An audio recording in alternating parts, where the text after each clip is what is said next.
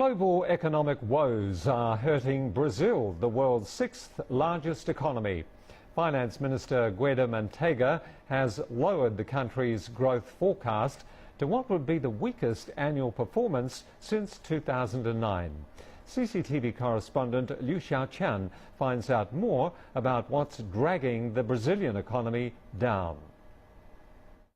Welcome to São Paulo, the largest city in Latin America.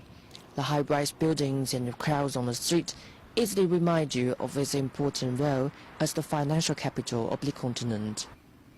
Brazil has seen its economy soar in recent years. The largest Latin America economy has overtaken the UK as the world's sixth largest economy. However, the performance in recent months has dampened global expectations.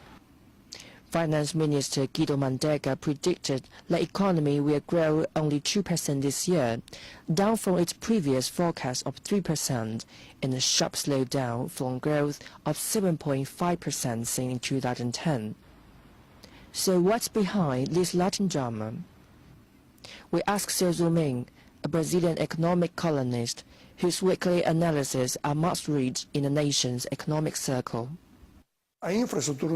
Brazil's infrastructure is precarious. There are lots of serious problems. For example, the airports are not able to withstand such a large flow. The pressure is huge in the area of infrastructure.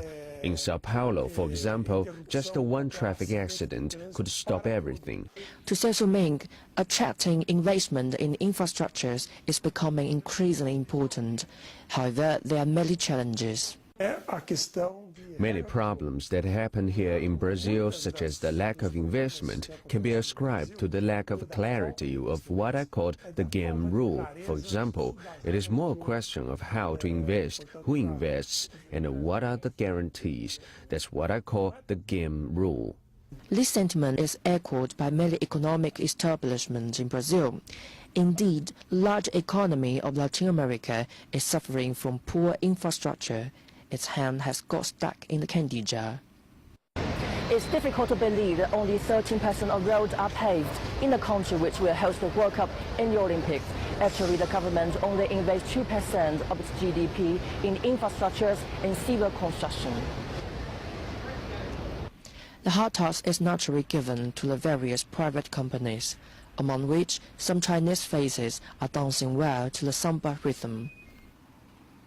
We visit Huawei's office in São Paulo. The Chinese telecommunications company now has 6 offices in the country.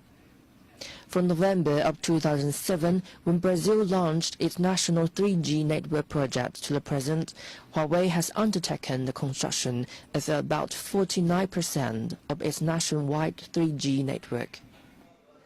Brazil, the carrier business is so far growing very fast, including the wireless and the fixed subscriber growing very fast.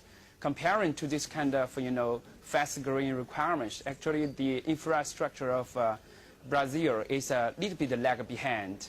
So that's why actually for the past year, Huawei together with other, company, we are doing a lot, cooperating with the government and the operator, trying to, provide the better service to it. Huawei was a major provider of communication services for the World Cup 2010 in South Africa and the London Olympics. Inasmuch, Brazil is an ideal place for the company to contribute its rich experience in sport projects. To Brazilian authorities, the improvement of infrastructures could be the best legacy of the upcoming international sport event, and they are facing the challenges head-on.